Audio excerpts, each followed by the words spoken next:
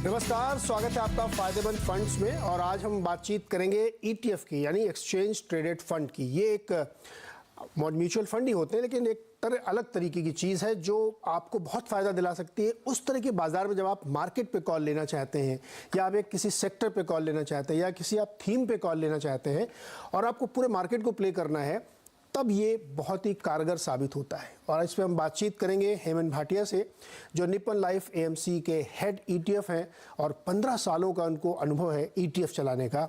तो आज इनसे बातचीत होगी और आपको पूरी जानकारी मिलेगी ईटीएफ के बारे में। हेमंत, बहुत बहुत स्वागत है आपका सीएनबीसी आवाज पर। तो शो पे इनवाइट करने के लिए धन्यवाद नीरज।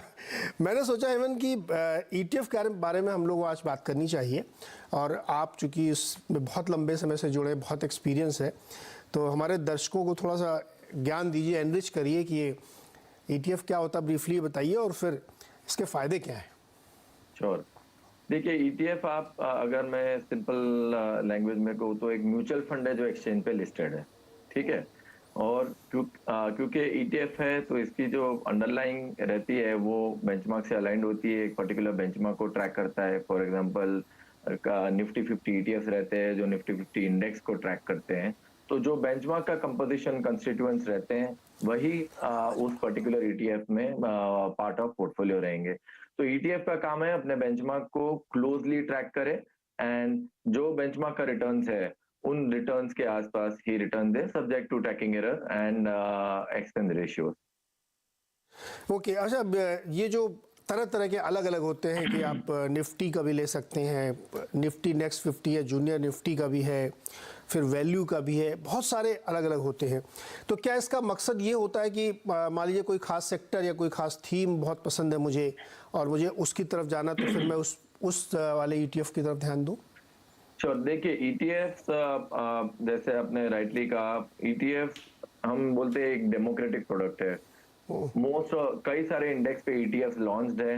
तो जैसे अगर मैं कुछ ईटीएफ की बात करूं जो ब्रॉड मार्केट बेस्ड है, तो जैसे Nifty 50 ETF, Nifty 50 ETF Nifty 50 index को ट्रैक करता है जो आपके टॉप 50 स्टॉक्स रहते हैं as per the market capitalisation. फिर निफ्टी नेक्स्ट 50 ईटीएफ जो है वो 51 to 100 स्टॉक को ट्रैक करता है, उस पर्टिकुलर इंडेक्स को, जो उस इंडेक्स में 51 to 100 स्टॉक रहते हैं as per the market capitalisation. Mid cap पे भी कई सारे ईटीएफ है जो कंप्लीट मिड कैप सेगमेंट को ट्रैक करते हैं। जैसे मिड कैप 150 ईटीएफ है तो वो मिड कैप 150 इंडेक्स को ट्रैक करता है, 151st to 101st to 251st stock based on market capitalisation. And small cap के भी हैं ईटीएफ, नहीं इंडेक्स फंड फॉर्मेट में।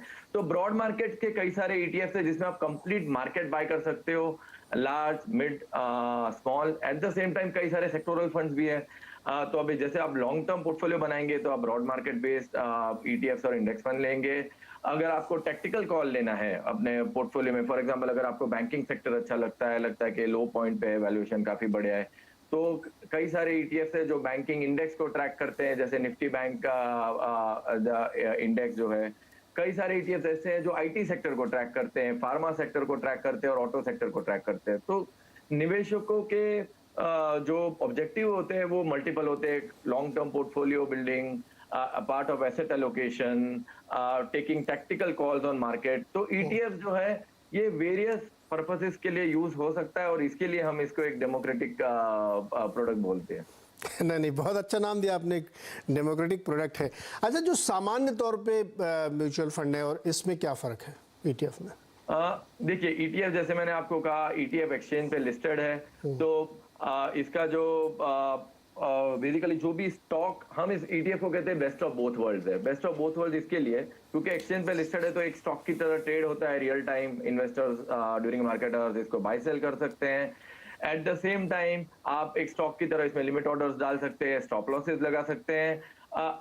On the other hand best of both world इसके लिए कहते हैं क्योंकि ये स्टॉक की तरह एक्सचेंज पे ट्रेड तो होता ही है, लेकिन एक म्यूचुअल फंड की तरह ऑपरेट होता है। फॉर एग्जांपल ये ओपन एंडेड फंड, एक ओपन एंडेड फंड की तरह है जिसमें आप कभी भी एंट्री ले सकते हैं, कभी भी एग्जिट ले सकते हैं।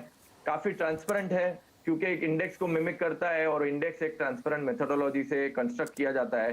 तो जो पोर्टफोलियो में कंस्टिट्यूएंट्स रहेंगे वो एक ट्रांसपेरेंट मेथोडोलॉजी से इंडेक्स वही कंस्टिट्यूएंट्स रहेंगे जो इंडेक्स का पार्ट है। तो एक नॉर्मल ओपन एंडेड फंड आप अगर कहें तो बेसिकली वो एक्सचेंज पे लिस्टेड नहीं होता है, आपको सिर्फ एंड ऑफ द डे नैव मिलती है, सिंगल नैव मिलती है जिसपे आप बाय सेल कर सकते हैं। एंड मोस्ट इंपॉर्टेंट थिंग, एक नॉर्मल ओपन एंडेड फंड और ईटीएफ में एक जो बड़ा डिफरेंस है वो ये, ओपन एंडेड फंड्स में आपको डीमैट अकाउंट नहीं लगते, जबकि ईटीएफ खरीदने में आपको डीमैट अकाउंट लगते हैं, similar to buying any other stock. Correct. तो फिर हेमन, एक सवाल मेरे मन में उठता है कि अगर हम मार्केट पे कॉल लेना चाहते हैं, टेक्निकल कॉल है मेरी, या किसी सेक्टर पे मैं कॉल लेना चाहता हूँ और मैं उसके ईटीएफ को चुनता हूँ, तो क्या उस सेक्टर के रिटर्न और हमारे रिटर्न लगभग बराबर होंगे या कम ज़्यादा होंगे? देखिए, जनरली ईटीएफ का जो मैंडेट रहता है वो अंडरलाइंग इंडेक्स को ट्रैक करना रहता है, तो जो इंडेक्स में कंस्टिट्यूएंट्स है वही ईटीएफ के पोर्टफोलियो में कंस्टिट्यूएंट्स रहेंगे। तो जो इंडेक्स का रिटर्न रहेगा, ईटीएफ का रिटर्न भी उसके आसपास ही रहेगा। आसपास में इसके लिए कहता हूं क्योंकि एक्सचेंज रेशियो चार्ज होता है, ईटीएफ जनरली एक लो कॉस्ट प्रोडक्ट होता है, तो एक मिनिमल एक्सचेंज रेशियो चार्ज होता है। At the same time ETF क्योंकि अपने बेंचमार्क को ट्रैक करता है, एक there is something called as tracking error, ठीक है। तो ट्रैकिंग एरर रहती है, तो subject to exchange ratio and tracking error, index या फंड या तो ईटीएफ के रिटर्न अपने अंडरलाइंग इंडेक्स के समान ही रहेंगे और उसके आसपास ही रहते हैं। ये जो एक बार हमें और समझाइए कि ये जो ट्रैकिंग एरर है ये क्या होती है?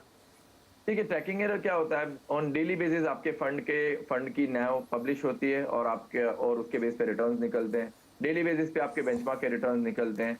अब आपका जो फंड का रिटर्न है और बेंचमार्क का रिटर्न्स है, ठीक है, उसका जो डिफरेंस है उसकी सीरीज निकाली जाती है और उस सीरीज की वॉलेटिलिटी को ट्रैकिंग एरर कहा जाता है। अगर मैं सिंपल लैंग्वेज में एक्सप्लेन करूं तो tracking error is actually the standard deviation of difference between funds return and the benchmark return, ठीक है। लोअर द ट्रैकिंग एरर, जितनी ट्रैकिंग एरर कम रहती है बेटर इट इज। उसका मतलब ये हो जाता है कि वो पर्टिकुलर फंड अपने बेंचमार्क को एकदम क्लोजली ट्रैक कर रहा है, और क्योंकि ईटीएफ में कोई कॉल नहीं लिया जाता है, कोई स्टॉक कॉल नहीं होता है, कोई सेक्टर कॉल नहीं होता है, ईटीएफ का जो फंड मैनेजर होता है उसका जॉब यही रहता है कि वो अपने अंडरलाइंग इंडेक्स को क्लोजली ट्रैक करे एंड उसके आसपास के रिटर्न दे। सो एक ईटीएफ फंड मैनेजर के लिए lower tracking error is one of the acid test for the ETF fund manager. तो बड़ी लाइफ इजी होती होगी ईटीएफ के फंड मैनेजर की, नहीं?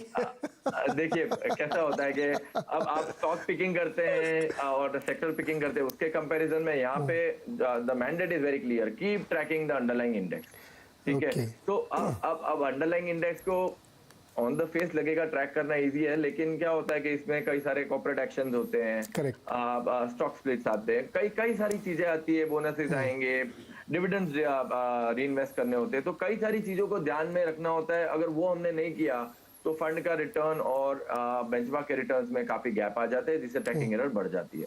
तो we have to be very sure at any point of time. तो दोनों साइड का अगर इंडेक्स से थोड़ा ज़्यादा है या कम है, दोनों ट्रैकिंग एरर माना जाएगा, लेकिन कम है तो आपको लगता है कि कम है।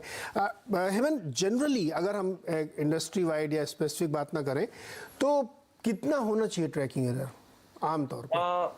देखिए, ट्रैकिंग एरर की कोई स्पेसिफिक लिमिट नहीं है, तो जो रेगुलेटरी लिमिट जो दी हुई है वो है 2% की। अगर आपका 2% से ज्यादा रहता है then you need to do lot of things as per the regulations. पर जनरली हमने देखा है अगर आपका मोस्ट ऑफ द ईटीएफ की tracking error range is between, for example let's take Nifty 50 ETF, tracking error range करेगी 3 basis points annualised to 15-20 basis points annualised, okay. तो although एक डिफरेंट एएमसीज ईटीएफ लॉन्च करती है और पर्टिकुलर इंडेक्स को track करती है, लेकिन depending on how they operate, okay, depending on how they are managing their ETF in terms of various corporate actions etc, उसकी ट्रैकिंग एरर वेराई करेगी बिटवीन सर्टेन रेंज बेसिकली। तो जनरली हमने देखा है हमारे फंड्स की ट्रैकिंग एरर 2 से 3 basis points रहती है निफ्टी 50 फंड्स की।